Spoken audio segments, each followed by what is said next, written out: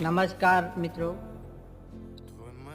જ્યારે આપણે કોઈ પણ ધંધાની અંદર આપણે બેઠા હોઈએ અને દુકાન ચલાવતા હોય, કોઈ પણ દુકાન હોય એની અંદર આપણે કોઈ પણ વસ્તુનો ફિક્સ ભાવ આપણે કરેલો હોય, કોઈ ગ્રાહક આપણી પાસે આવે એટલે આપણે એમને કોઈ પણ ભાવ આપણે ચાલતો હોય એ ભાવ કહીએ, પછી ભાવ કયા પછી એ ગ્રાહક આપણાને ભાવ તોડાવે એટલે આપણે એમાં 5, 10, 20 રૂપિયા તોડીએ એટલે આપણાને જે નફો હોય એમાં 5-10 રૂપિયા જ મળતા હોય.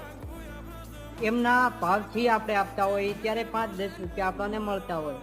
પછી ગ્રાહક કેવું કરે ખબર છે કે દાખલા તરીકે 120 રૂપિયા કોઈ પણ વસ્તુ છે, એનો ભાવ આપણે 110 રૂપિયા કરી આપ્યો હોય ગ્રાહકને, 10 રૂપિયા તોડીને કે ચાલો 110 રૂપિયા રાખશો કિલ્લાના ભાવે. પછી ગ્રાહક કેવું કરે કે દાખલા તરીકે 520 કે 30 રૂપિયાની વસ્તુ થઈ હોય તો એ ઉપરના 20-30 રૂપિયા ના આપે. એક તો આપણે પેલો ભાવ તોડ્યો હોય એમનો 110 રૂપિયા આપ્યું હોય, એમાં પછી 20-30 રૂપિયા ઉપરના ના આપે. ભાવ તોડાયા પછી પણ જો ઉપરના પૈસા ના આપે તો એ સીધો જ ભાવ 107 રૂપિયા 108 રૂપિયા થઈ જાય. એટલે એમાં પણ સીધા તોડવાના પૈસા થતા હોય છે.